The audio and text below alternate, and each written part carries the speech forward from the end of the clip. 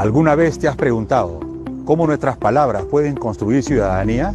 Hola, soy Moisés Montenegro López, docente universitario, biólogo, economista e investigador. Mi libro, Realidad bajo palabra, artículos reunidos 1988-2020, nace de mis convicciones juveniles por la escritura y hacer de ella una publicación del punto de opinión. Cada artículo que se encuentra en mi libro está vinculado a la compleja realidad social del Perú. El esfuerzo que desarrollo siempre al final es la búsqueda del bien común, atendiendo a la gestión del territorio, que es una condición de ciudadanía, pero siempre bajo una visión preventiva prospectiva. Está dirigida a toda condición ciudadana, a toda persona, de cualquier condición social, política y económica. Lo importante es recrear de manera socializante y socializadora la diversa realidad del Perú, expresada en niveles de gobierno con énfasis en la condición ciudadana. Porque la realidad no solo se vive, también se discute, se analiza, se confronta y se sueña a través de la palabra. Realidad bajo palabra, artículos reunidos, es una obra que lleva el sello de editorial universitaria de la Universidad Nacional Pedro Ruiz Gallo de Lambayeque. Invito a la academia regional y nacional a visitar editorial universitaria de la Universidad Nacional Pedro Ruiz Gallo de Lambayeque.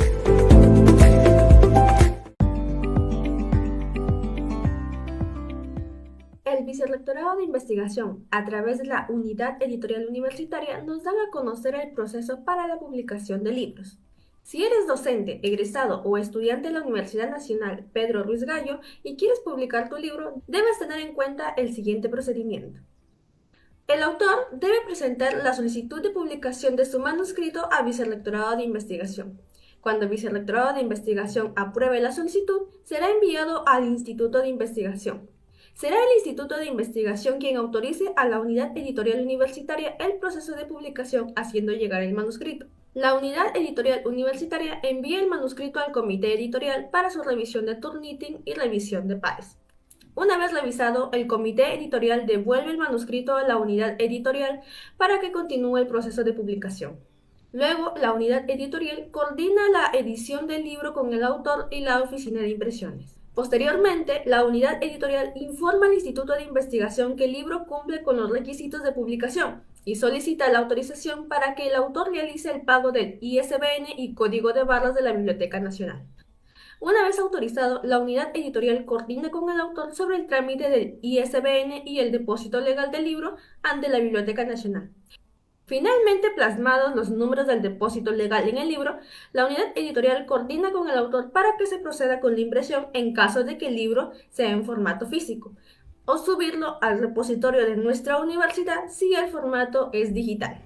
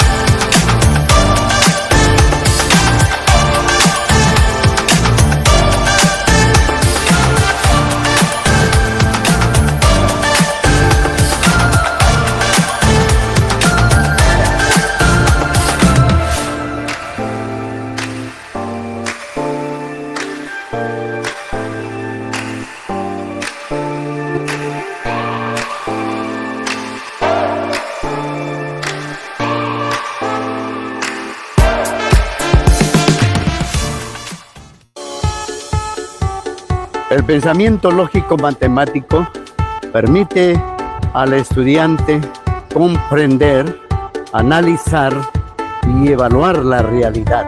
Soy Gloria María Ortiz Basauri. Soy Eduardo Vázquez Sánchez.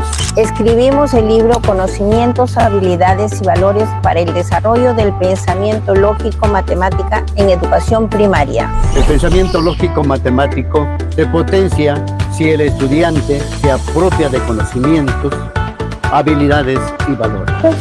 5. Se puede apuntar jugando. De ahí surge el aprendizaje de números y operaciones, de figuras y formas geométricas. El libro contiene un modelo didáctico que articula los rasgos del desarrollo cognitivo, las características de los escolares y las regularidades didácticas del aprendizaje de la matemática en primaria. Aprendemos matemáticas jugando. La matemática nos ayuda a practicar valores. El pensamiento sin respeto no construye y el respeto sin pensamiento no transforma. ¿Y si me equivoco? Entonces, estás aprendiendo, porque el error también enseña. Gracias por enseñarnos matemáticas jugando. Que la editorial universitaria de la Universidad Nacional Pedro Ruiz Gallo está a disposición de recibir la producción intelectual de toda la comunidad universitaria. ¿Sabías que en la costa norperuana se hablaba una lengua portadora de cultura e historia milenaria? Soy Rita Loranta, lingüista, y Apen Muchik, este libro, nació de mi deseo de compartir con las nuevas generaciones la riqueza cultural de nuestros pueblos originarios. Con las ilustraciones de Alex Chávez Tobar, aprender mochica se convierte en un juego divertido y creativo y solo necesitas tus lápices de colores y mucha curiosidad. ¿No sabes cómo se pronuncia una palabra? Escanea el QR y escucha cómo suena. Es como tener una clase en casa.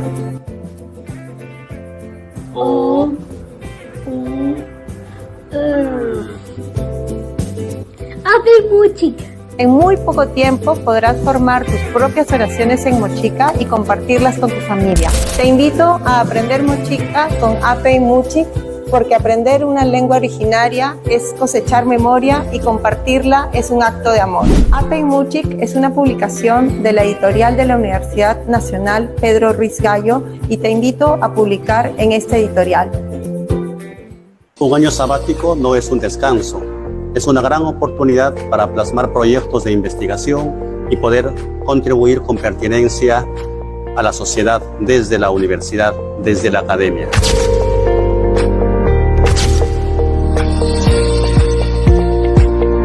En este espacio nace el libro La tesis de posgrado, con rigor y con propósito en era de la inteligencia artificial generativa, como una guía exhaustiva, profunda y rigurosa para los estudiantes de posgrado, de maestría y doctorado.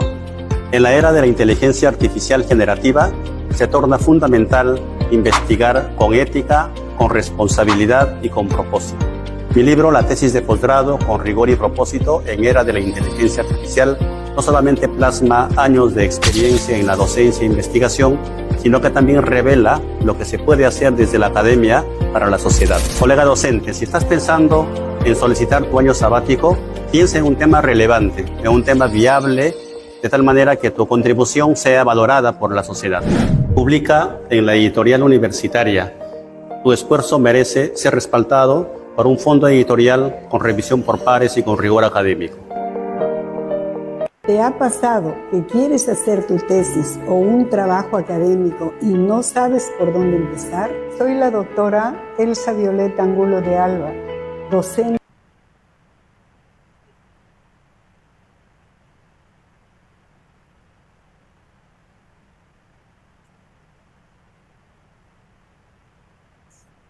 Hola, buenas tardes a todos.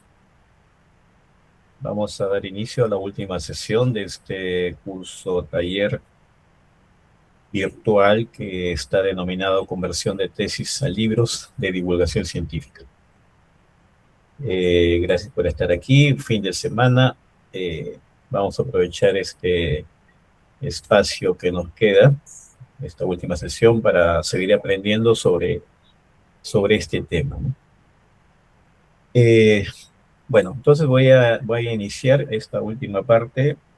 Cualquier pregunta, cualquier consulta que haya, pues la escriben en el chat, o al final podemos tener un tiempo también para poder resolver algunas consultas. Ok, muy bien. Entonces vamos a iniciar. Estamos hablando de un tema básico, creo que en una universidad que se debe conocer. Ya hemos venido hablando en realidad desde el artículo científico, vuestro curso, y ahora llevar ese conocimiento adquirido a través de una tesis, pues a otra forma, ¿no? A otra forma de publicación, que en este caso es un libro. En ambos casos, las estrategias son muy similares, en temas de redacción principalmente, aunque las estrategias ya para llegar a la forma pueden cambiar, pero a nivel de redacción las estrategias son muy similares, ¿no? Entonces, obviamente existen algunos elementos que pueden diferenciarse, pero en gran parte es mucho lo mismo. Entonces, estamos centrados en esta última parte, que es los componentes ya de la redacción misma, y vamos a seguir hablando de eso, ¿no? Diseñar un buen título, ¿no? Lo dijimos, que capte la atención del lector, ¿no? Eso ya lo vimos bastante. Siempre hay que pensar que en el título exista el componente diferencial, exista una estrategia de captar la atención del lector, no existan errores también, porque eso puede captar la atención del lector, pero de manera negativa. No, entonces ahí yo creo que se ha hablado bastante, y todavía hay duda, pues hay seguro un video que se les comparte donde está bien dicho, con bastantes ejemplos esa parte, ¿no? También se habló de la autoría. La autoría está supeditada a aquellos que tienen una contribución significativa en un estudio, sea que vaya a hacer un artículo científico o sea que vaya a hacer un libro. Siempre la autoría, dentro de la ética y la honestidad, pues deben estar ahí los que realmente participaron de manera significativa. No está para aquellos que de repente tuvieron una participación mínima, ¿no? Como de repente hicieron un arreglo por ahí, la traducción del resumen, tal vez buscaron alguna información, pero no es suficiente eso para ser autor, ¿no? La autoría de una publicación, ya lo hemos visto, está supeditada a una participación significativa con diferentes acciones que van sumando para justificar la aparición de un autor. Hacer lo contrario implica incluso el CONCITEC, dentro del código de conducta ética en las publicaciones, pues habla de que eso es fraude, ¿no? Bueno, entonces también se habló de eso. Luego también en el caso de los libros y los artículos, hay un resumen, aunque en los libros tal vez a veces no existe, ¿no? Pero si lo hubiera, pues la misma connotación, ¿no? Ahí se establece lo más importante del estudio. Las palabras clave, que también normalmente aparecen en un libro o en los capítulos del libro, deben ser seleccionados estratégicamente. Normalmente repetimos las mismas palabras que están en el título y en el resumen. La estrategia para seleccionar palabras clave debe ser diferente, ¿no? Debemos elegir palabras clave que no estén en el título ni en el resumen, pero obviamente que sean descriptores del documento, del estudio. Solamente así podemos tener mayor visibilidad, ¿no? Mayor posibilidad de ser encontrados. Hablamos de la introducción, o eso creo que todavía no. Bueno, eso todavía no, pues eso lo vamos a ver ahora. Vamos a ver algunos aspectos puntuales de la introducción, las metodologías, los resultados, la discusión y conclusiones, ¿no? Entonces vamos a terminar con esa parte aquí, con énfasis al libro, que, repito, podría ser también útil para la redacción de un artículo científico. Entonces, la introducción debe redactarse con una adecuada base teórica, ¿no? Entonces, eso es importante en la introducción.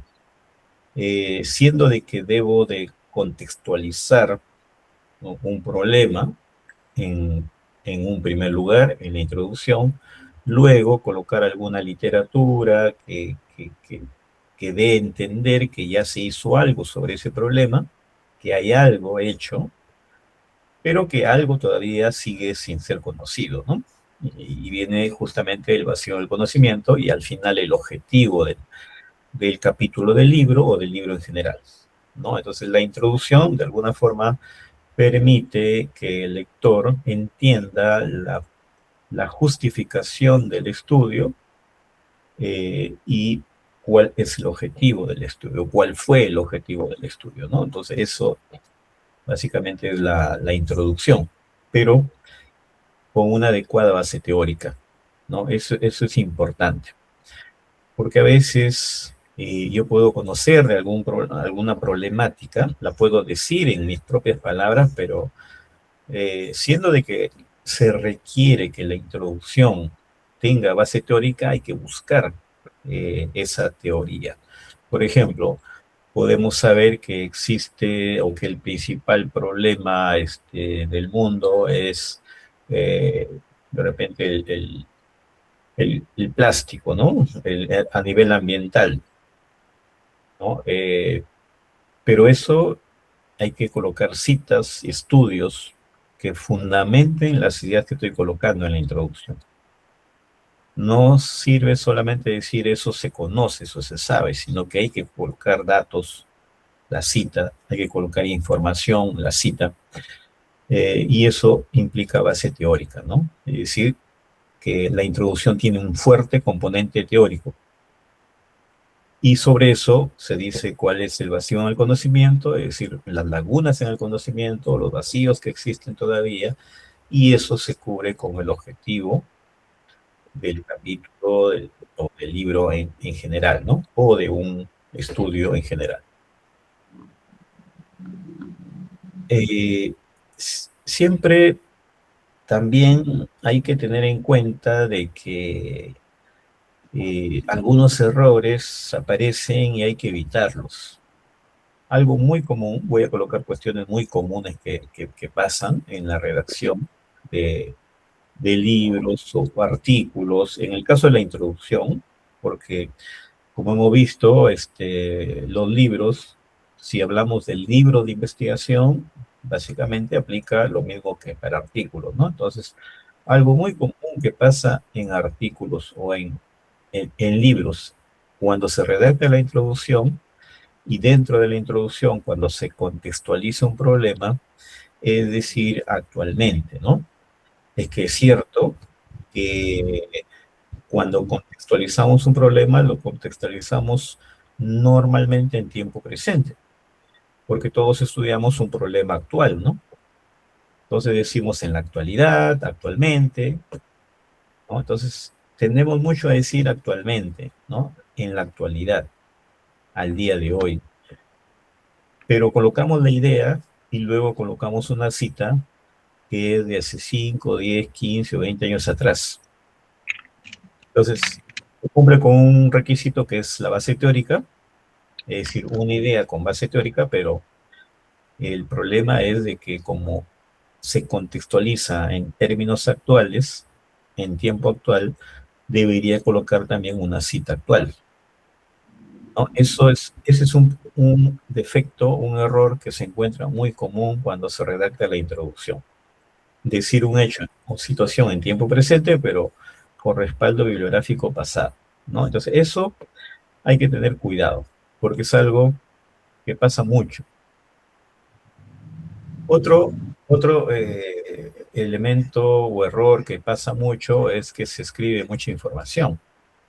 Se trae mucha información de la literatura, ¿no? Cuando hay 7, 8, 9, 10 líneas sobre una fuente bibliográfica, ya se convierte en un defecto, ¿no? Hay que ser más concretos, hay que traer ideas, ¿no? Hay que traer lo más importante, de tal manera que cada 3, 4, 5 líneas puede haber una cita, ¿no? Y no tanta información y una cita. A veces se tienen párrafos completos y que vienen de una fuente bibliográfica. Eso significa que no estoy trayendo lo más importante, estoy trayendo resúmenes, ¿no? Y es lo que se hace a veces, ¿no? Con leche combinada, mazamorra, sola, mazamorra, con leche combinada. Ya. Bueno, entonces decía que hay un exceso de información en ciertos casos en la introducción, ¿no? Se trae mucho o mucha información de la literatura que se está citando. Y eso es, a veces eso es algo de cultura que nos enseñan a veces digamos, en metodología de la investigación cuando nos piden traer resúmenes, ¿no?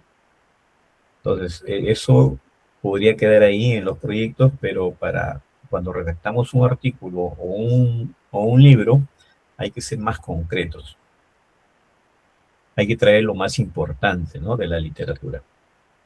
Ahora, ya que hablamos de literatura, de que la introducción debe tener base teórica, pues también hay que ver la calidad de la literatura que citamos, ¿no? Porque estamos hablando de tener libros, tener artículos que puedan ser referencia, se puedan leer, puedan tener buen respaldo, pero la base teórica también debería tener esas mismas características, ¿no? Entonces, si antes íbamos a la biblioteca física a buscar información, pues hoy la búsqueda se hace en la internet, ¿no? A nivel web. Y ahora hay tanta información que a veces no sabemos buscar, cogemos de todo lo que hay ahí y podemos mezclar información de buena calidad e información de mala calidad, ¿no? Entonces, la premisa hoy en día es conocer cómo está la ciencia en el mundo. Se escucha mucho de Scopus, Web of Science. ¿Por qué esas dos bases de datos pintan más, digamos, que otras, no?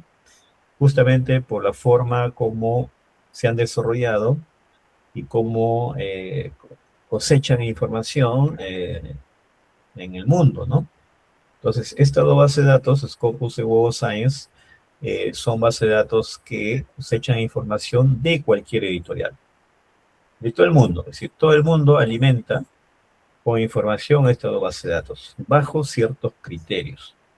Obviamente, no todo lo que produce el mundo, las diferentes editoriales, las diferentes universidades, las diferentes empresas que hay en este ámbito, no todo está en Scopus y o Web of Science.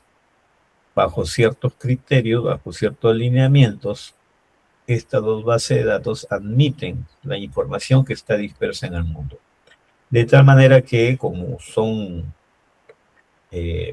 bases de datos que trabajan en forma parecida, podríamos decir que son bases de datos que representan a la ciencia global, con criterios adecuados de calidad, ¿no? Entonces, cuando alguien les dice busca en Scopus, le está diciendo que busque una base de datos que tiene una buena reputación, que cosecha información científica que está en el mundo, pero bajo ciertos parámetros de calidad, ¿no? Es decir, no todo, no es como buscar en Google académico, ¿no?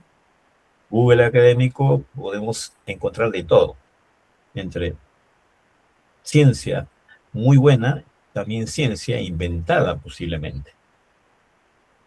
Digamos, hay un mayor riesgo, ¿no?, de tener información mala, de mala calidad cuando hacemos una búsqueda en Google. Pero en Scopus y Web of Science, digamos, cambia la figura. Podría haber de repente alguna que otra información dudosa, pero ya hay mayor certeza de que la información es más, es de mayor calidad por un tema de que son bases de datos que filtran bajo ciertos criterios la información, ¿no? Entonces, si buscamos en SciDirect, por ejemplo, que es una base de datos, diríamos, de una editorial prestigiosa como el Elsevier, que tiene más de 4.000 revistas y produce miles de libros científicos, hacemos mal, porque SciDirect solamente produce y publica lo que corresponde a la editorial Elsevier, ¿no? Si alguien usa solamente Springer para producir ciencia, es decir, lo toma como base, que puede ser mucha información, pero la toma como base solamente Springer, que se puede hacer, pero también está haciendo mal, porque está dejando de lado mucha otra información. Eso hay que tenerlo en cuenta, porque muchos hacen, por ejemplo, una búsqueda solamente en SciDirect, y pueden construir un documento, pueden construir un artículo, pueden construir ciencia solamente con lo que hay en SciDirect, pero están cometiendo un error porque están dejando de lado mucha otra información. Es algo parecido a lo que cuando alguien hace una revisión sistemática, por ejemplo, coloca como criterio solamente está tomando revistas Open Access, ¿no? Solamente Open Access. Y está dejando de lado la revista bajo suscripción. ¿Cuál es la justificación? Bueno, dicen pues que los documentos bajo suscripción no se pueden acceder. Y los documentos Open Access son fáciles de acceso. Que es cierto, pero al hacer eso, está dejando de lado la ciencia más importante. La ciencia más importante se publica bajo suscripción. Entonces, hay un sesgo bastante grave, diría yo, ahí, porque cuando colocan como filtro solamente usar Open Access, con seguridad, con certeza, aparece mucho de publicación de revistas MDPI, de Frontiers, porque son bases de datos que todo lo publican en Open Access. Y muy poco van a tener de SciDirect, de Springer, porque mucho que se produce ahí se publica bajo suscripción. Entonces, están dejando de lado mucha ciencia importante. Entonces, por eso que para evitar esos inconvenientes a nivel de calidad de información que voy a colocar en un libro o en un artículo científico, es importante, pues, Scopus, por un lado, o Web of Science, por otro, sin dejar de lado el tipo de publicación. Si es Open Access, si es bajo suscripción, ambas consideren, ¿no? Más bien se colocan otros criterios para poder filtrar la información. Entonces, es importante conocer esto, ¿no? Este es el mercado de la ciencia, porque la ciencia, quieras o no, se comercializa, ¿no? Tiene costos, hay incluso empresas que ganan mucho dinero con esto de la ciencia, pero así está, ¿no? Ese es el paradigma actual.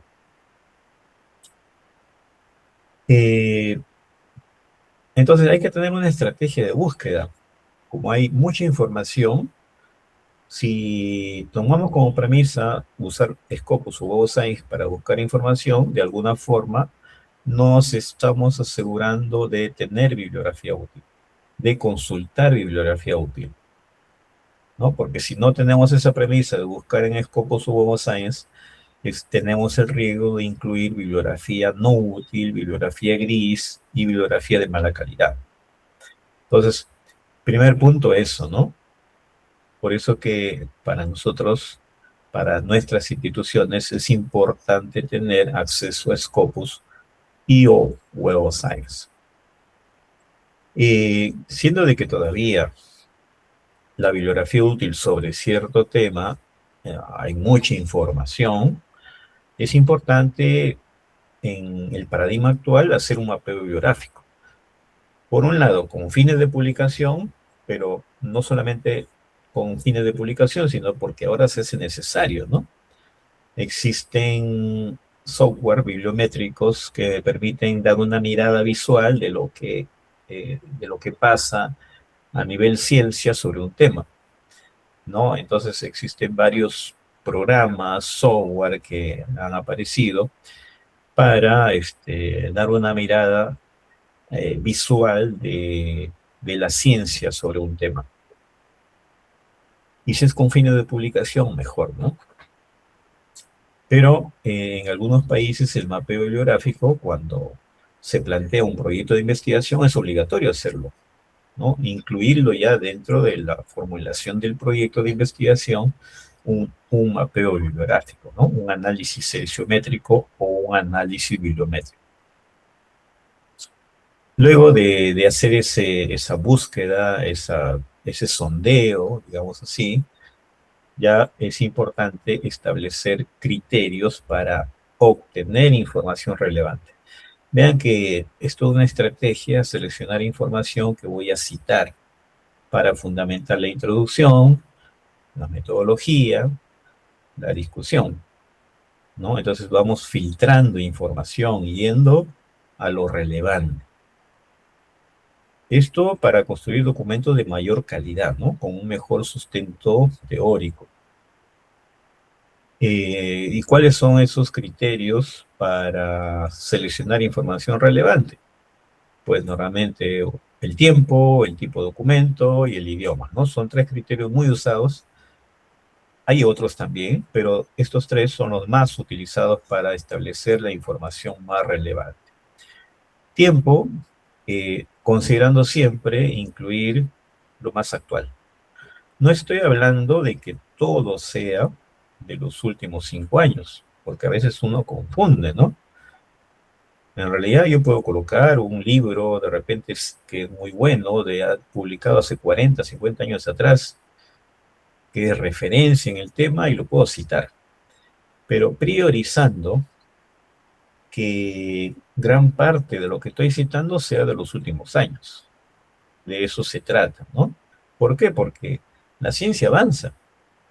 Entonces yo tengo que demostrar que en los últimos años también se ha ido produciendo ciencia sobre un tema, ¿no? Entonces es importante tener también esa premisa, ¿no? Una proporción importante de las citas que aparecen sea de los últimos 5 años. El tipo de documento, existen. Si hablamos de tipo de documentos, ¿cuántos tipos de documentos hay? Muchos. La tesis es un tipo de documento. Una carta al editor es un tipo de documento. Un libro es un tipo de documento. Una patente es un tipo de documento. Una presentación en congreso es otro tipo de documento. Un artículo de revisión es un tipo de documento. Un artículo original es otro tipo de documento. Una fe de ratas es otro tipo de documento. Es decir, hay muchos tipos de documentos. Entonces, ¿qué tipo de documento es más relevante?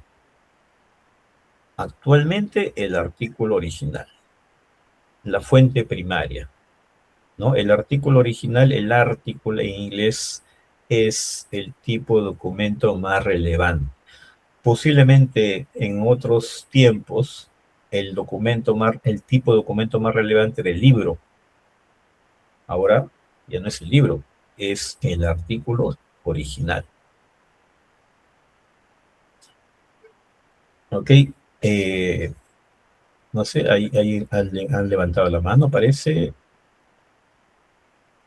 Bueno, vamos avanzando, ¿no? Si levantan la mano, activen su micro. No sé si tienen la opción de activar su micro. Y si no, lo dejamos al final porque a veces no sé, nos parece que no, ¿no? Vamos siguiendo.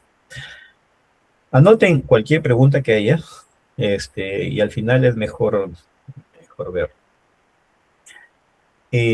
Por el tiempo, el tiempo es corto, hora y media tenemos, entonces quisiera cubrir los temas primero y después al final ya podemos dilucidar algunos aspectos. Entonces, el tipo de documento más relevante actualmente es el artículo original.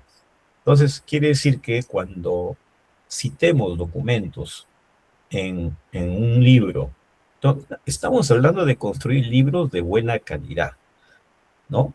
No estoy dejando de lado información que pueda haber en un libro de hace 40 años, 50 años, se puede citar, pero siempre priorizando que una proporción importante de lo que estoy citando para demostrar que he hecho una revisión actualizada sobre el tema, que hayan también documentos actuales y por otro lado, artículos originales citados.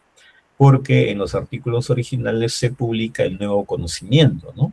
Entonces yo tengo que demostrar que he revisado la literatura donde se publica el nuevo conocimiento. Y respecto al idioma, nos guste o no, en inglés se publica lo más relevante. De tal manera que citar documentos publicados en inglés es más relevante que citar documentos publicados en otros idiomas. No estoy diciendo que dejemos de lado citar alguno que otro documento publicado en español o en otro idioma. Se puede citar, pero siempre pensando en que una proporción importante sea de inglés, se haya publicado en inglés, ¿no? Entonces, esa es la premisa actual. Nada más busquen libros que se publican ahora en editoriales prestigiosas, artículos que se publican ahora en revistas prestigiosas. El paradigma es ese. Que alguien me dice, pero aquí también es... Sí, pero eso está publicado de repente en revistas no indizadas o en libros que pues no aparecen en base de datos de referencia. Es decir, todo se puede publicar al final, pero estamos colocando condiciones, estamos colocando criterios para publicar en las editoriales de mayor calidad. Y por otro lado también conocer de ecuaciones de búsqueda, usando los campos del título, resumen y palabras clave, que son los que normalmente se usan para las búsquedas en Scopus o Web of Science, y los operadores booleanos, ¿no? And, or y no.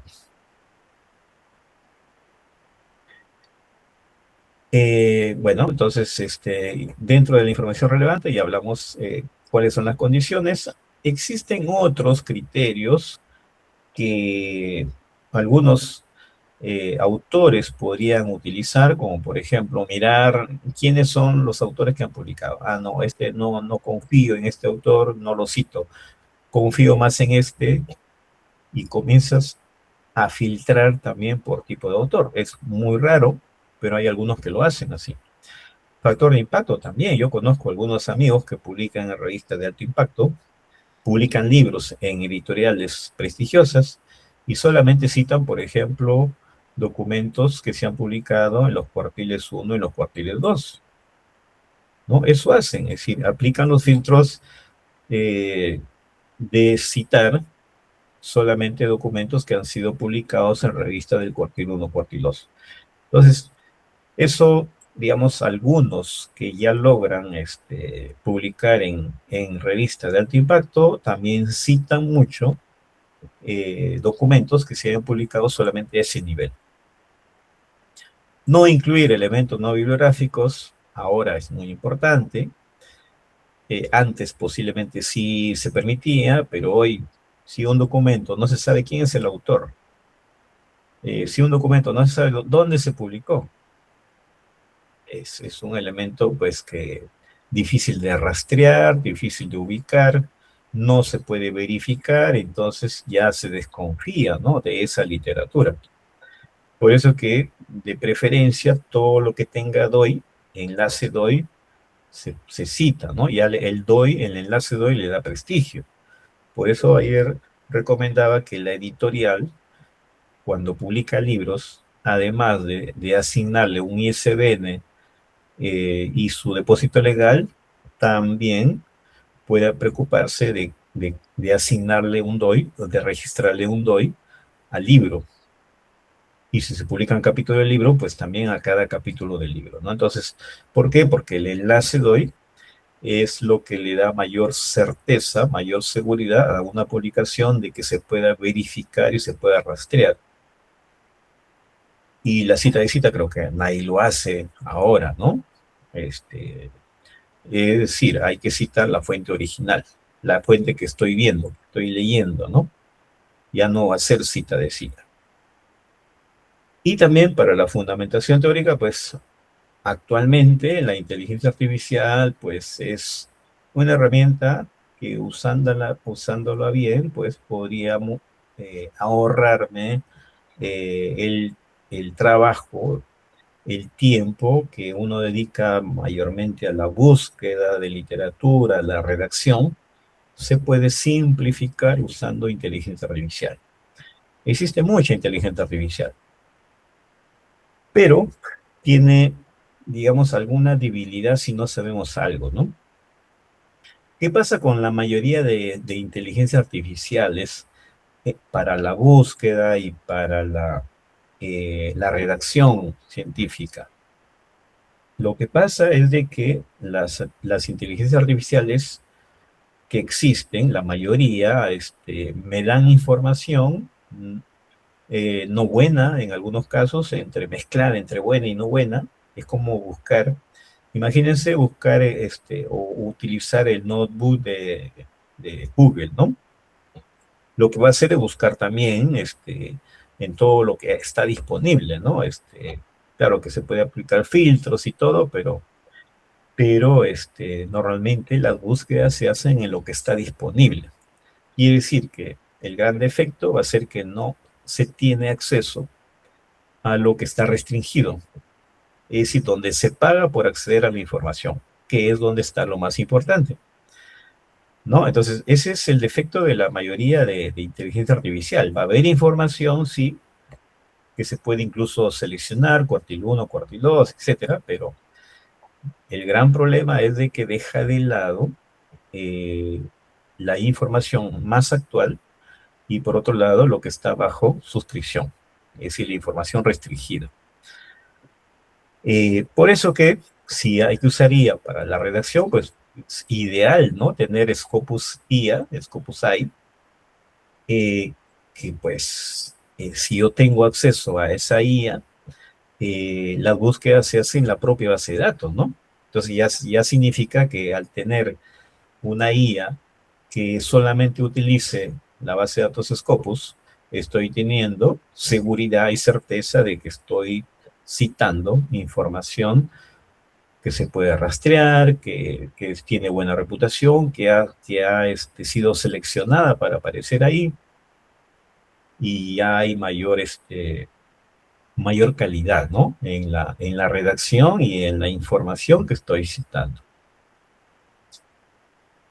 ¿no? Entonces, bueno, no hay mucho tiempo como para ver alguna de ellas. Al final, de repente, si hay tiempo, podemos entrar a una o a un par, a menos. Otro aspecto importante en la redacción de un libro es ideal acompañar cada capítulo o sección del libro con figuras de buena calidad y que sean autoexplicativas. Eso para una revista, para una editorial, ¿no? Para una editorial que publica libros y también revistas de gran impacto es muy importante, ¿no? Y yo creo que hay que acostumbrarse en todos los casos ser más visual ahora que ser más de texto, ¿no? Entonces, visual significa que todo lo que, así como dice el dicho, ¿no? Una imagen puede hablar por 1000 palabras. Yo puedo colocar mucho texto, pero si tengo algo visual, donde yo puedo ver lo que quiero decir y quiero transmitir a través de un capítulo, pues eso genera mayor atención, mayor impacto, se hace un libro más interesante de ver, de leer, porque está respaldado con una imagen, ¿no? Entonces es muy importante ese aspecto. Ahora, las imágenes, las figuras que se puedan colocar pueden tener o ser construidas basadas en información que hay en diferentes trabajos, ¿no? Como en este caso. Es decir, no necesariamente es algo que a mí sí me ocurrió, sino que he visto otros estudios y me generó una idea, ¿no? De mezclar, de repente, tomar esa información, mejorar, adicionar. Entonces, eso significa que hay adaptaciones que se pueden hacer en lo que otros hicieron a nivel visual para tener uno propio, ¿no? Entonces, cuando se dice que es una figura basada en trabajos que ya se han publicado, significa que hay información, hay ideas que vienen de otros estudios, ¿no? Y esta representación es una representación basada en otras que ya existen, ¿no? Entonces, es importante que también en la introducción o en los diferentes capítulos que se redacten haya imágenes. La metodología, algo básico,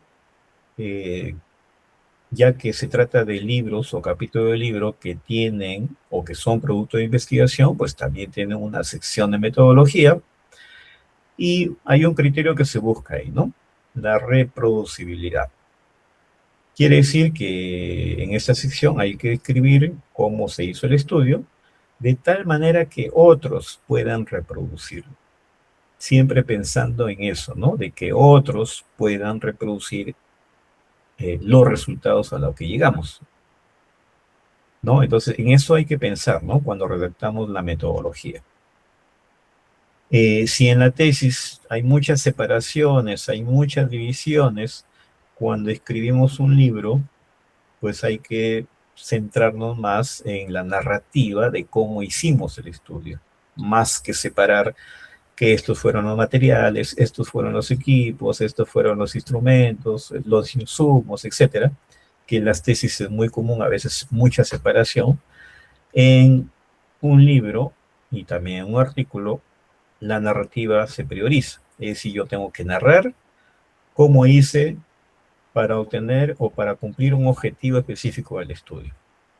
Cómo hice para cumplir o alcanzar el objetivo específico 2. Entonces, la narrativa se prioriza, ¿no? En la redacción de un libro o de un artículo.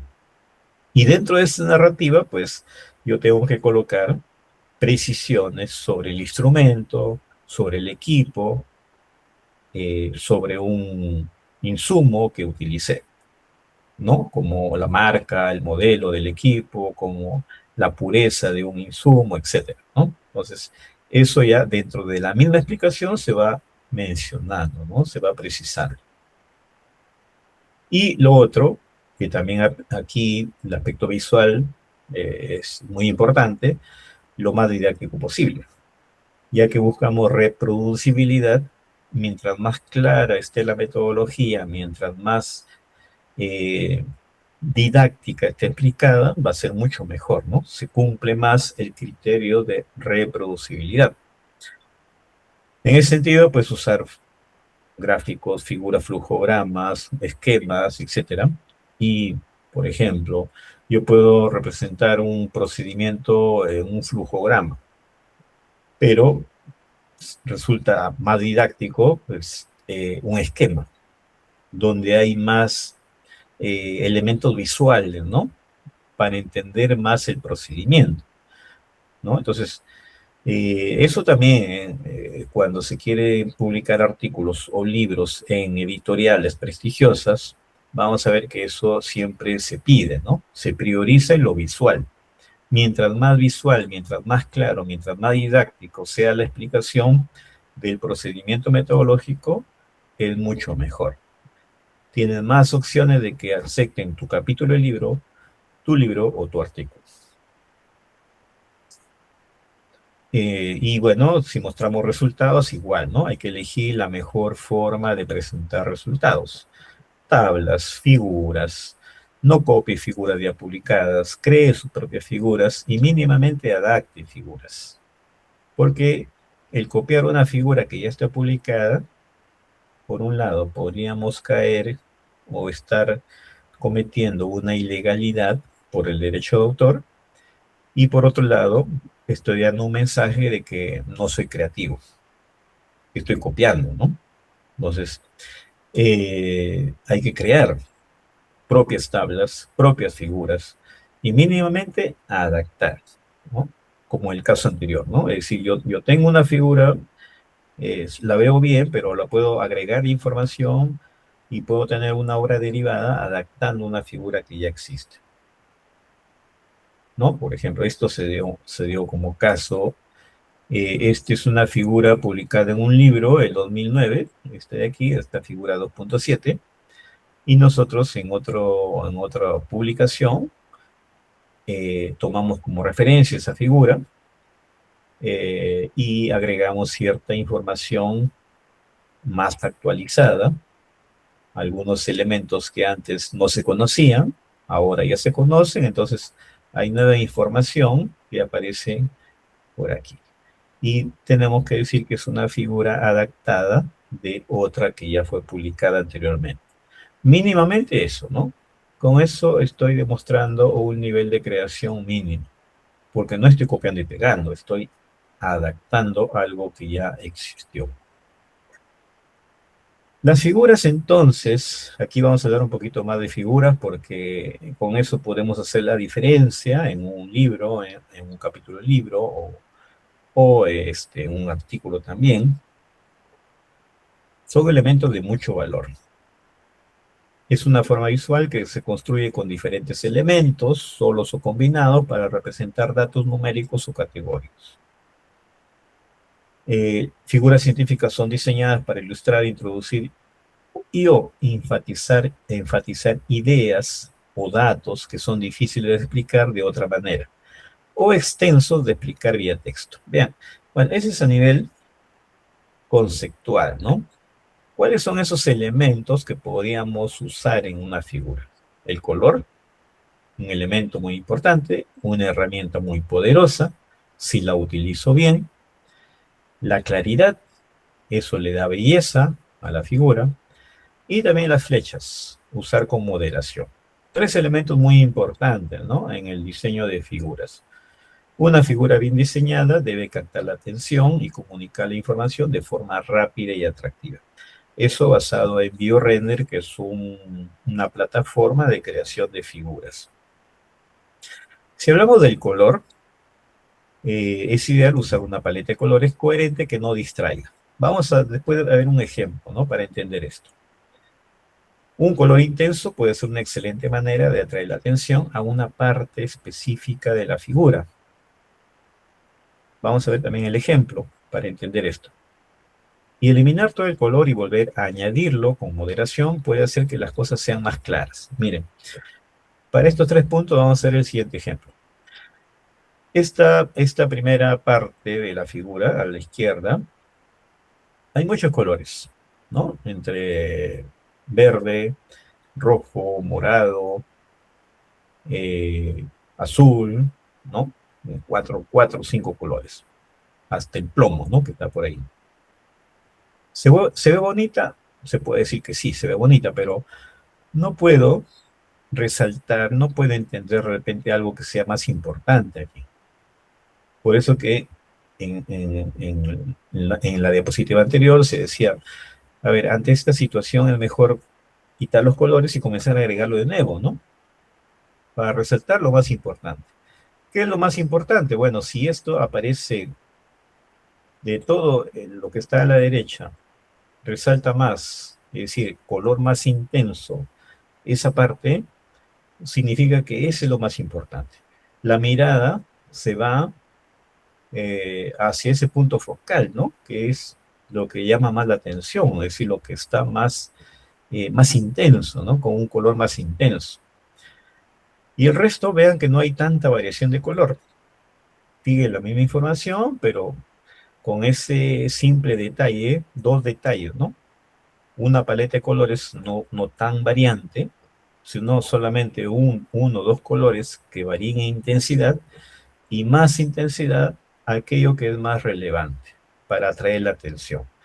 Entonces, Esa es una estrategia para usar bien el color, ¿no?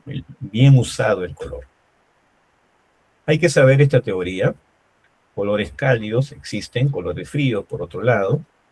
Los colores cálidos pueden representar algo negativo e indicar al antagonista, es decir, al malo de la película, ¿no? Desde el amarillo hasta el rojo.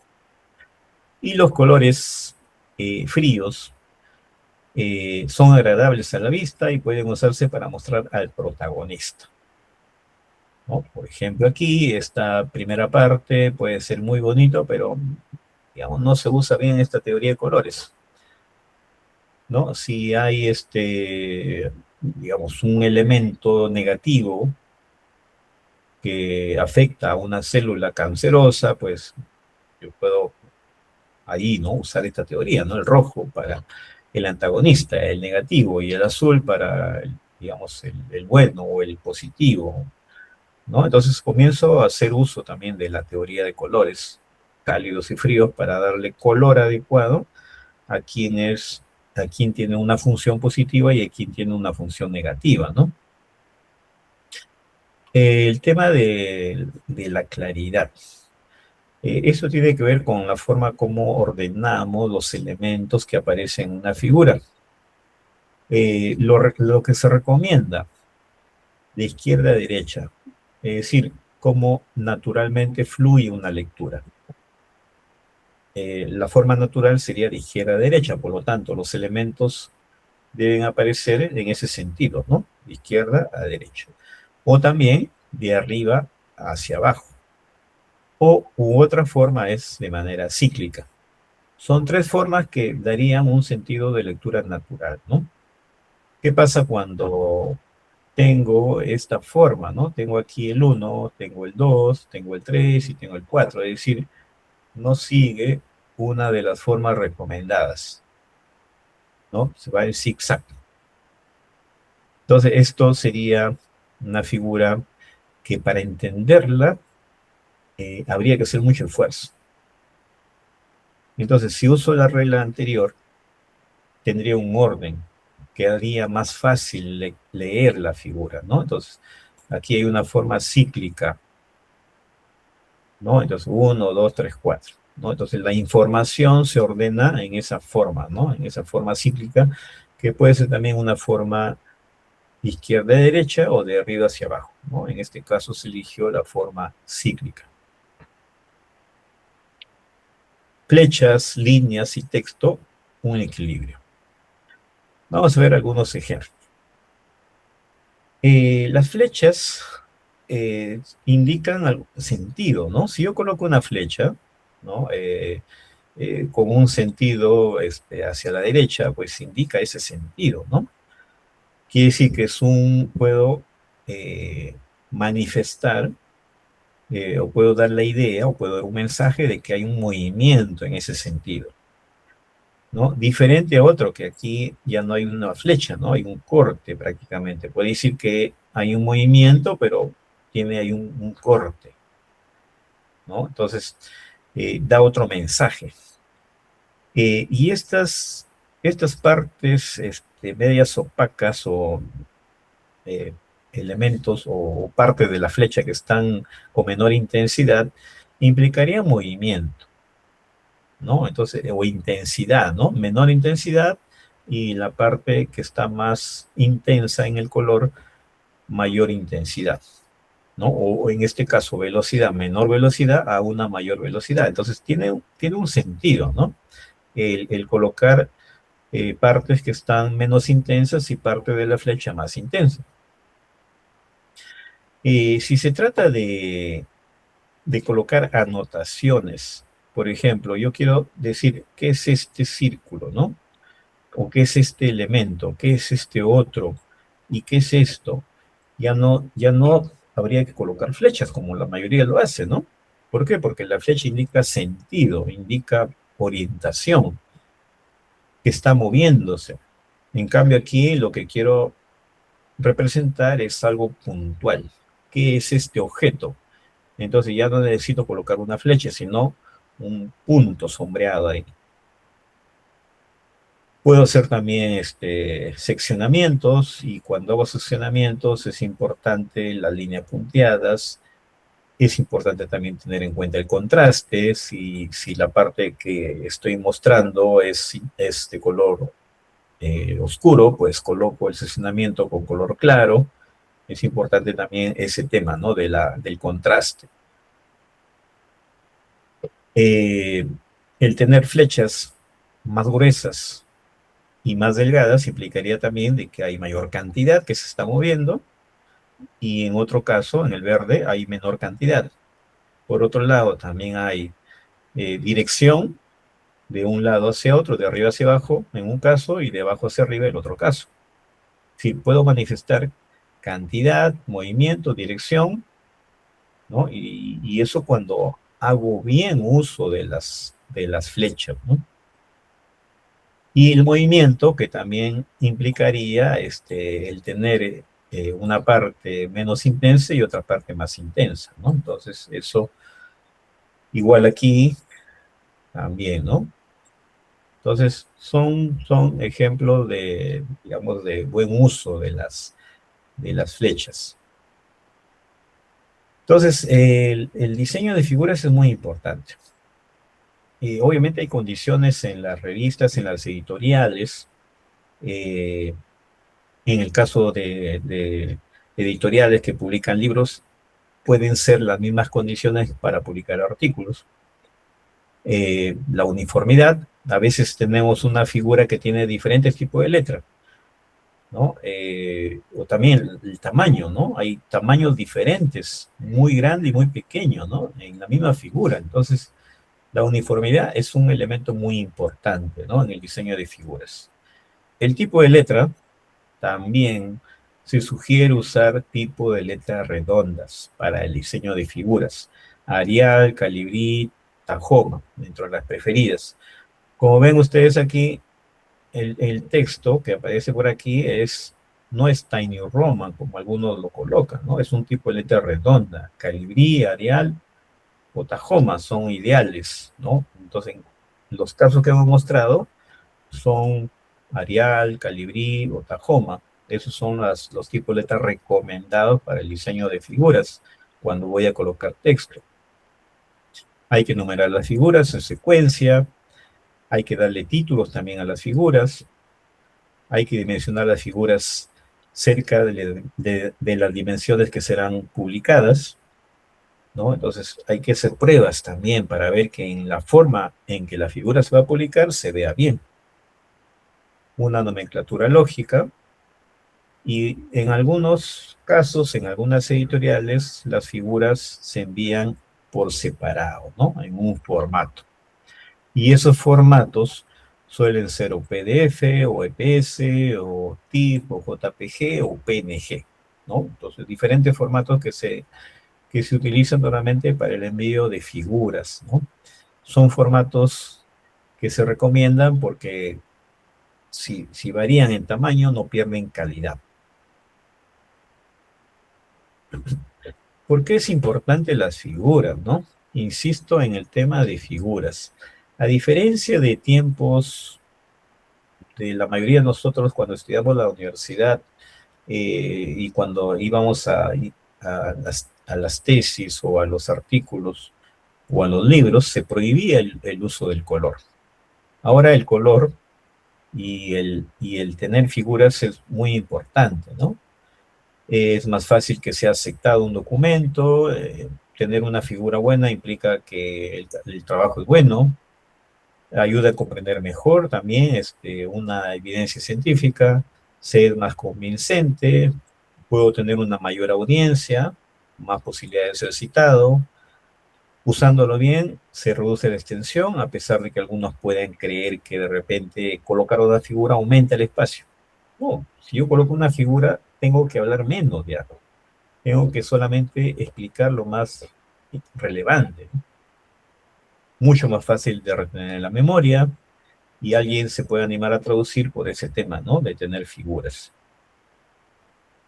Cuidando siempre la calidad, ¿no? Miren, figura de mala calidad, ¿no? Mucha información, borrosas, ilegibles, solamente uno la entiende.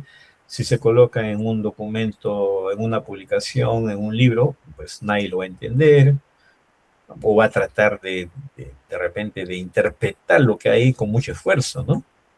Hay que ser figuras didácticas, figuras comprensibles, siempre cuidando la calidad. Es muy fácil tomar una fotografía, es más difícil crear un esquema, ¿no? Entonces yo puedo decir, este es el equipo que usamos, pero hacer un esquema implica idealizar, eliminar elementos innecesarios como un cable, como la sombra, como mayólica, un papel pegado por aquí. Hay muchos elementos distorsionantes en esa imagen. Entonces, crear un esquema implica idealizar para una mejor comprensión, eliminar esos elementos distorsionantes. Eso es de mayor calidad, más comprensible, más didáctico. Amplificar partes importantes, si por ahí tengo una parte importante, ¿por qué no amplificarla, no? Para que se vea mejor. Unir figuras por afinidad, lo hace más entendible, más comprensible, ¿no? Puedo tener una mezcla entre imágenes, gráfico de datos y esquemas, pero todas son afines y permiten entender mejor todo lo que ha pasado en un estudio. Haga figuras con mayor valor y autoaplicativas. Aquí, por ejemplo, se están colocando aquí valores que son los costos económicos totales para especies que están aquí, son nombres científicos, con mayor impacto económico presentes en la base de datos INVACOS. Entonces, se ve una información interesante, pero para entenderla no está tan fácil, ¿no? No está tan fácil de entender. O sea, podemos ver de repente que una especie por aquí tiene mayor costo económico, esta Aedes no sé qué, y la otra Felis catus, y las que tienen menor, bueno, se puede entender algo, ¿no? ¿Pero se puede mejorar esto? Sí. ¿No? Imagínense colocar, por un lado, colores, donde yo puedo ver que aquí hay especies de un tipo, aquí tengo especies de otro tipo por el color, tengo además una silueta de cada especie, eso ya me permite verlo de otra forma, porque ¿quién se acuerda los nombres científicos de todo, no? Si veo, puede ser que alguno sea un animal, otro sea una planta, y si no tengo la silueta, pues no lo sé, ¿no? Entonces colocar esas siluetas resultaría un valor adicional al que solamente diga el nombre científico. Entonces, en eso hay que pensar, ¿no? Y obviamente el título también tendría que cambiar. Tiene especies más afectadas en rojo y otros taxones en azul. La diferencia entre un grupo y otro. Pero es importante siempre pensar en darle mayor valor a las figuras y que se expliquen mejor. El uso del color también podría ayudar a entender mejor una figura. En este caso el color se usó para separar zonas de demanda, zonas de recojo de materia prima, zonas de producción. Entonces, con el color fácilmente yo puedo detectar dónde está la recepción de materia prima, por ejemplo, ¿no? Color verde. Dónde está la zona de producción de biocombustible, color rojo. Entonces, el color bien usado permite interpretar mejor una figura, explicarse mejor, autoexplicativas. Aprovechar bien los espacios también es muy importante, sin llegar al extremo de llenar mucha información. Pues, por ejemplo, aquí veo que hay un espacio importante, ¿no? Colocar esa figura así implicaría que estoy desaprovechando ese espacio. ¿Se puede mejorar esto? Bueno, aquí lo que hicimos es colocar la misma información que está aquí, pero distribuida en otra forma, por tipo de aplicación, de tal manera que la figura ya tiene otro valor. No es simplemente estamos colocando la misma información en dos formas diferentes, ¿no? En una para ver la tendencia de producción científica en el tiempo y otro para ver las aplicaciones de la misma producción científica por grupos de áreas, ¿no? Entonces eso implica ya darle mayor valor a una figura. Entonces, todo eso de tablas, figuras, es para, desde la introducción podría incluir figuras, la metodología también en manera didáctica y los resultados también, ¿no? Tablas y figuras. Y luego pasamos a la discusión. Lo que se busca aquí es discutir los resultados con fundamento. Ahí tenemos que buscar interpretar los resultados y por otro lado comparar. Interpretar significa darle significado a las observaciones, siempre con base teórica o también usando resultados propios. Y comparar significa encontrar una vinculación de las observaciones con otros estudios que ya fueron publicados, ¿no? Aquí simplemente un ejemplo, la observación. Puedo citar dónde está, si está en una tabla o simplemente decirla en texto. Y si está en una tabla o una figura, también mencionarla, ¿no? Puedo buscar una interpretación basada en literatura. Aquí digo que esto varió, incrementó. ¿Por qué? Entonces hay que buscar un por qué, ¿no? ¿Por qué pasó esto? Bueno, aquí se dice en base a un estudio previo. Y también la estadística que uno hace propiamente podría servir para interpretar también esa observación u otras basadas en la estadística. Si hablamos de comparación, pues miro un dato, miro un valor, un hecho, y eso lo comparo con otro que ya fue publicado en la literatura. Y digo, bueno, no hay discordancia, si hay discordancia, es mayor, es menor, e interpreto esa discordancia si es que lo hubiera, ¿no? Entonces, son las formas básicas de discutir, ¿no? De interpretar, comparar, y en el caso de la comparación, interpreto también la discordancia, incluso puedo interpretar también la no discordancia, ¿no? Entonces, o decir simplemente, bueno, los resultados son consistentes con los que se han obtenido en la literatura científica. Las conclusiones se redactan siendo propositivo, ¿no? Es importante siempre darle un valor diferente a las conclusiones, no ser tan concreto, ¿no? Generalmente antes nos decían que tenemos que ser concretos en las conclusiones. ¿Y por qué no? Bueno, porque las conclusiones posiblemente sean el tercer elemento más leído de una publicación, de un capítulo de libro, de un libro, porque, digamos, la gente que lee una obra siempre trata primero de convencerse, de leer ese documento. ¿Qué lee? Título, resumen y las conclusiones. Estamos hablando de un documento científico, ¿no? De un estudio científico.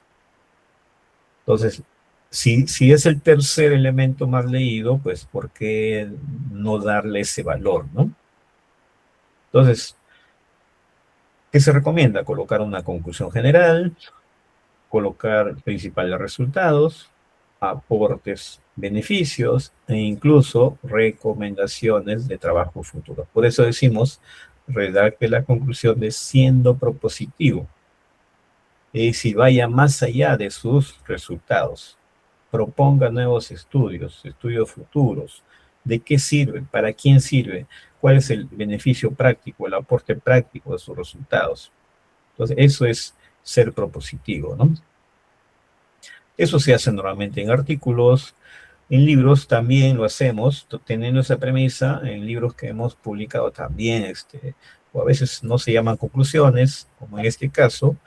Las conclusiones se colocaron en una sección llamada consideraciones finales y perspectivas futuras del tema, ¿no? Entonces, pero siempre una conclusión general, ¿no? Alimentos pueden ser usados con estos fines, son productos saludables, ¿no? Y luego también beneficios, ¿no?, de ese tipo de alimentos que se han diseñado, pero también algunos diciendo algunas ventajas, desventajas, ¿no? Ahí viene justamente el aporte, ¿no?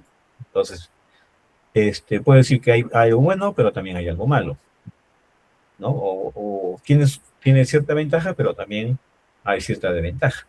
O existen ventajas, pero también limitaciones.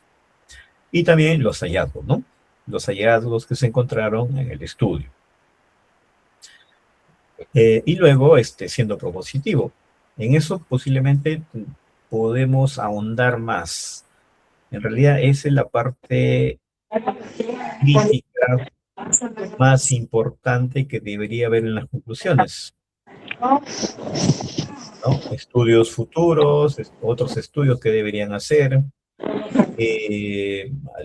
palabras como algunos obstáculos, es necesario hacer esto, ir también por este otro camino para evitar ese obstáculo, y bueno, finalizar. ¿No? Entonces, son algunas ideas ahí para ser propositivo, ¿no? Eso es muy importante cuando redactemos las conclusiones, o consideraciones finales, o perspectivas futuras. Bueno, entonces, eso corrí un poquito porque quiero dar tiempo para ver algunas preguntas, o de repente complementar con algo, o alguna información.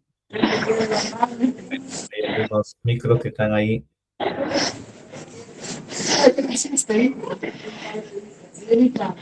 A ver si alguien que está en la sala, no sé si yo no puedo silenciar. Tengo la opción de silenciar. El padre más ¿cómo ves? El padre que le dio a su hijo. Ya, gracias. A ver, vamos a responder primero a las preguntas que están en el chat. Luego, si alguien quisiera también activar su micro para hacer alguna pregunta, algún comentario, lo puede hacer. María Lucía dice, bueno, no, soy, como no puedo usar por enlace, solicitado apoyo al teléfono, bueno, ya ese es comentario. Miguel Ángel Solano Cornejo, ¿no? ¿Cómo está, profesor Miguel? Gracias por su pregunta. El aprovechamiento del espacio es vital y no debe perderse de vista. Bueno, es un comentario, ¿no? Que justamente es lo que habíamos mencionado, ¿no?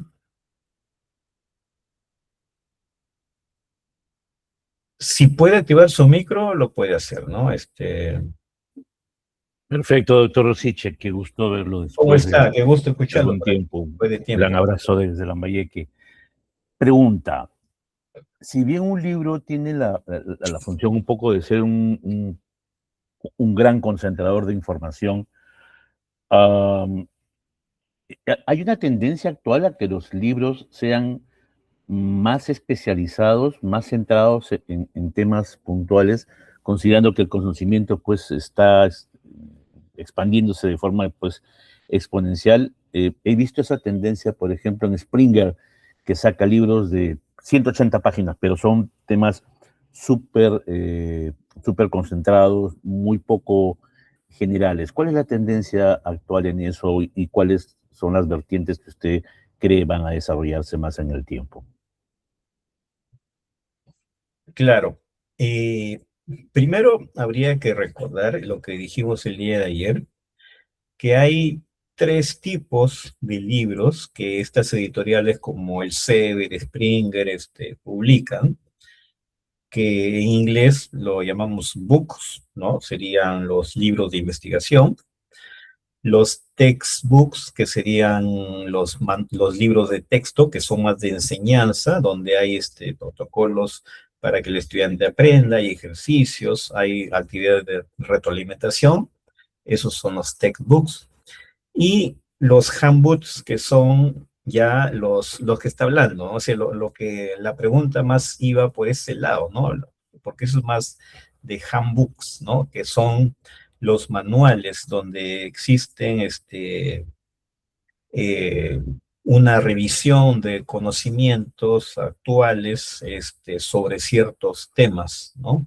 Se profundiza como que son capítulos donde se revisa la literatura y lo hacen generalmente especialistas que dominan ciertos temas para que sean capítulos y libros de consulta, ¿no? Entonces, esos son los handbooks. Entonces, esos tres tipos de libros son, digamos, preferencia, ¿no? Porque los tres tienen su valor, ¿no? Por un lado, los books que básicamente son artículos científicos que se compilan para publicarlos como libros, ¿no? Tienen un valor científico ahí, pero los textbooks que más se enfocan a la enseñanza, que también tienen un valor porque muchos buscan actualizarse y en sus cursos que dictan, pues toman como referencias esos textbooks, ¿no?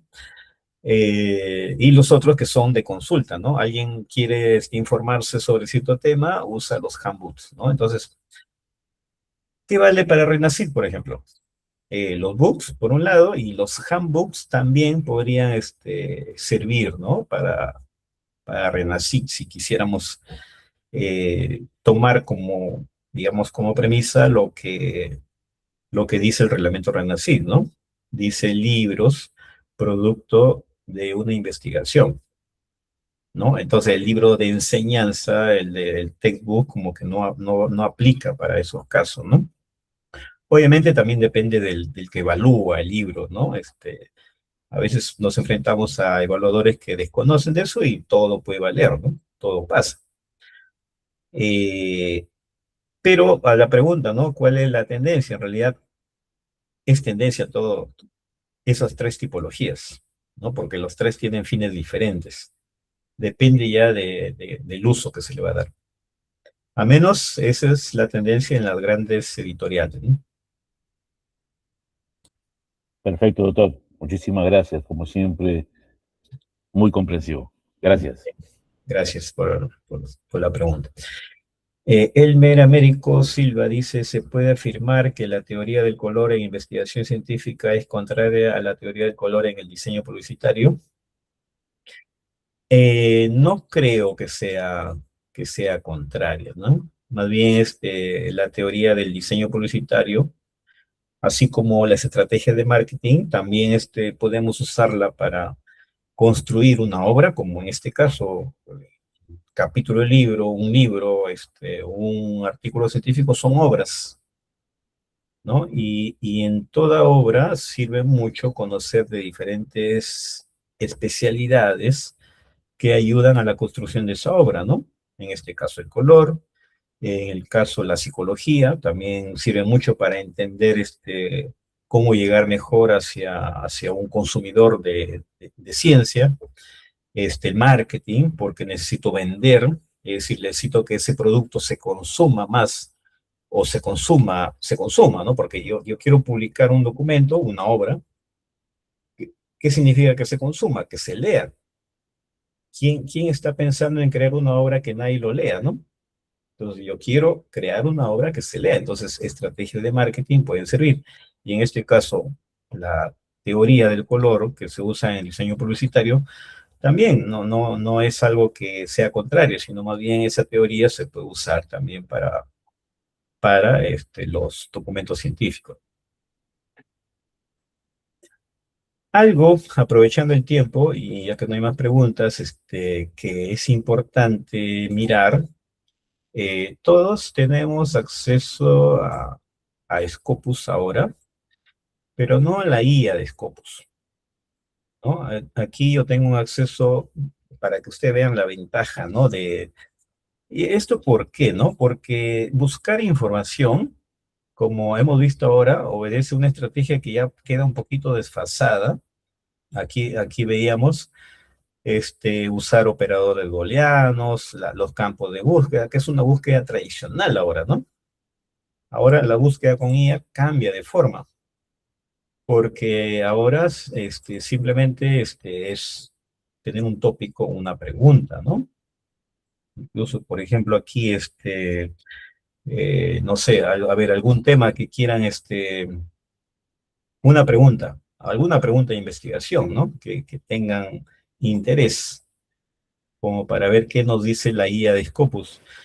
Lo El importante de esta ejercicio, guía, el sí, ejercicio físico como medicamento. ¿cómo? Ejercicio físico como medicamento. ¿Cuál sería la pregunta? ¿Cuál es el efecto del ejercicio físico? O sería, ¿Sí? ¿cuál es, ¿De qué manera en el forma de... ejercicio físico interviene como medicamento en enfermedades crónicas, por ejemplo? Ya, pero ¿cómo sería la pregunta? ¿Cuál es el efecto, diría? Ah, no, Sí. sería, bueno, vamos a colocar en una pregunta, ¿no? ¿Cuál es, cuál es la base teórica y las tendencias en el tema del ejercicio físico como medicamento? Ya está, medicamento. ¿No? Dándole una pregunta, porque aquí se requiere una pregunta, ¿no? Algunas IA requieren un tópico, en el caso de la IA de Scopus requiere una pregunta, ¿no? Aquí, por ejemplo, aquí me da algunas preguntas como ejemplo, ¿no? Pero vamos a esta pregunta. Y aquí lo puedo colocar en español, ¿no? Porque va a entender de que el que está haciendo la búsqueda es alguien que redacta en español y la respuesta te lo puede dar en inglés o también en español. Bueno, hay una respuesta en español, ¿no? Miren, hay algo importante, ¿no? Aquí. Primero, que tengo una respuesta a esa pregunta. Me da un resumen. Dice, el concepto de ejercicio físico como medicamento se fundamenta en una sólida base teórica que combina fisiología, medicina preventiva y ciencia del comportamiento. Bueno, ahí está, ¿no? Base teórica, evidencia científica sólida, fundamentos históricos, todo con citas, pero citas que vienen de las mismas publicaciones que están indizadas aquí, ¿no? En esta base de datos. De tal manera que es información, digamos, confiable, ¿no? No como otra CIA que tengo que verificar, ¿no? Entonces, bueno, incluso tendencias actuales, porque a la pregunta le dije, ¿y las tendencias, no? Entonces, respondiendo a la pregunta, me está diciendo, ¿no? ¿Cuáles son esas tendencias actuales? Interdisciplinaridad y enfoque de sistemas complejos, acá con base teórica. Promoción de la actividad física, base teórica, enfoque de la prevención y la salud mental, desafíos y brechas. Y una conclusión. Además de eso, yo tengo aquí un mapa conceptual donde podría tener una idea de una revisión sobre el tema, ¿no? Me está diciendo una posibilidad de capítulos y subcapítulos, ¿no? Tendencias e innovación, aplicaciones clínicas, base teórica. Yo puedo incluso, por ejemplo, y quiero construir mis capítulos o mis secciones de esta revisión, tengo la base con citas de cada posible capítulo que yo pueda tener, ¿no?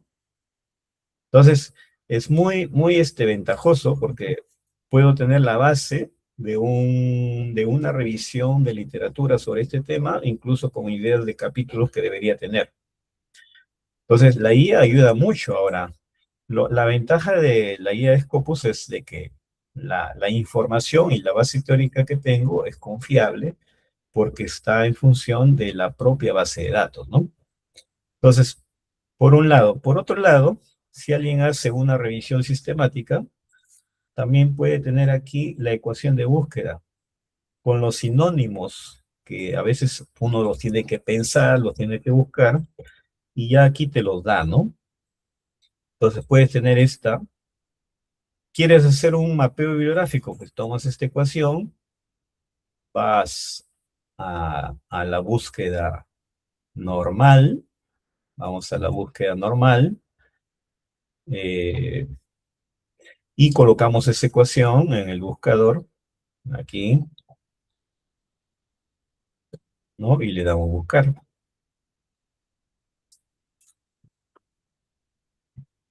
¿No? Y vamos a tener información, bueno, hay muchos documentos, lo podemos, acá es una cuestión de comenzar a filtrar, ¿no? Esto de aquí lo puedo colocar en puedo colocar esto en el título, y puedo el AN nuevamente en otra parte, y si no, colocar aquí varios campos para colocar AN, búsqueda en el título, es decir, afinar un poco la búsqueda.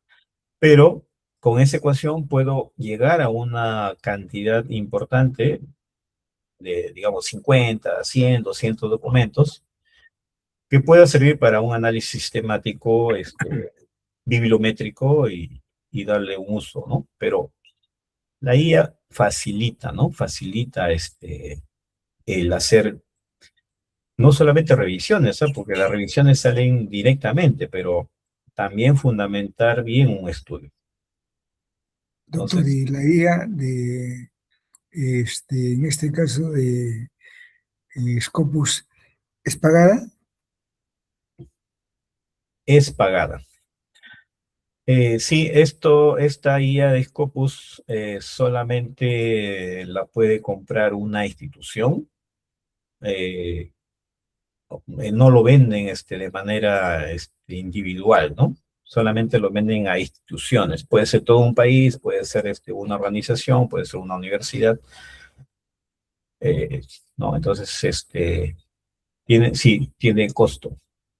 Teníamos en prueba, ¿no? Por el Concitec, 3 meses creo que lo tuvimos en prueba, pero los pagos que se han hecho ya no cubrían la IA de Scopus, y no la tenemos vía Concitec. No, esto que estoy mostrándoles aquí es un acceso, digamos, privado, ¿no? De otra institución. Pero bueno, sería ideal que las instituciones tengan esa IA Scopus, y obviamente la usen, ¿no? Luego, sí. Muy agradecido. Ok. Sí, bueno, luego también hay otras IA. A mí me gustan mucho algunas, por ejemplo, ¿no? Si combinamos la IA de Scopus para tener 40, 50, 100 documentos, y yo tengo los PDF de esos documentos, y los agrego aquí, ¿no? Por ejemplo, este es uno. Hay varios IA que trabajan igual, pero creo que este es uno muy bueno, PaperGit. Yo le agrego aquí los 30, 40, 50 PDFs, documentos. Vean que habiendo filtrado, ¿no? Porque aquí yo puedo hacer también una búsqueda con todo lo que hay en la Internet. Es decir, un artículo con lo que hay en Internet. Pero eso haría de que tenga mucho que está por ahí en forma dudosa, mucho MDPI, mucho frontend, y un documento basado en teoría dudosa de repente, ¿no? Pero ¿qué más si uso la IA de Scopus para filtrar? Luego descargo los PDFs bajo diferentes mecanismos, y esos documentos los subo aquí. Y yo le puedo decir, ¿sabes qué? Quiero una revisión de literatura solamente con lo que hay ahí, ¿no? En ese gestor de referencias, es decir, con los 50, 100 PDFs que yo le he agregado. Construye una revisión de literatura, ¿no? Y lo que va a hacer es darme un título, un resumen, es decir, todo un artículo de revisión, y más o menos sistemática es lo que va a hacer, ¿no? Basado en, ¿no? Por ejemplo, aquí un caso que leche vegetal a base de cereales. Es decir, nada más, simplemente le doy los documentos y le digo, construye una revisión de literatura, ¿no? Entonces, al final me va a dar un documento. En este caso, por ejemplo, me dio un título, un resumen, la introducción, la estrategia de búsqueda, un proceso de selección, que en realidad lo puedo afinar, lo puedo mejorar, puedo graficarlo de nuevo, puedo hacer. pero ya de por sí me da elementos que permiten que el camino a la construcción de un artículo, de un capítulo del libro sea más fácil, ¿no? Una tabla, campos temáticos, ¿no? Una narrativa sobre los temas más importantes. Y si la IA ahora te reduce el trabajo, pero usando bien, ¿no? Esta forma es pagada, ¿no? La forma gratuita te va a buscar en base a lo que hay en la web, es decir, una revisión que tendrías que verificar la información que tienes ahí, pero si pagas y le subes los artículos y sobre eso pides una revisión, pues sería algo ideal, ¿no? Porque yo mismo le doy los artículos que tiene que revisar y extraer una revisión de literatura. Bueno, en realidad hay varias herramientas que ahora se vienen utilizando. En el tema de imágenes también. Muchos están usando ChatGPT para hacer una figura resumen o una figura, porque es muy fácil, ¿no? Le coloco un párrafo, le coloco el resumen y me construye una figura, pero está prohibido eso en las revistas de mayor impacto o en las editoriales de mayor impacto. Pero sí hay un camino que podríamos seguir tomando lo que me da ChatGPT para llevarlo a otro software y tener una figura ya como si yo lo hubiera construido, ¿no? O sea, hay caminos, bueno, que ya son elementos que uno tiene que informarse más ahora por el tiempo, pues solamente le doy algunas ideas, ¿no? Pero en realidad ahora no hay excusa para publicar documentos, libros, capítulo de libro. En realidad hay muchas herramientas que nos facilitan el trabajo. Entonces, bueno, eso es lo que quería transmitir. Creo que hemos cumplido el objetivo de bueno, compartir lo que conocemos en parte, lo que hay en este tema, por un lado de la redacción científica, por otro lado de los artículos, de los libros, las tendencias, y bueno, ahí está la información. Espero que sea de provecho, lo usen. Y bueno, de mi parte, gracias y será hasta la próxima oportunidad. Buen fin de semana, feliz Día del Padre a los que son padres el día de mañana.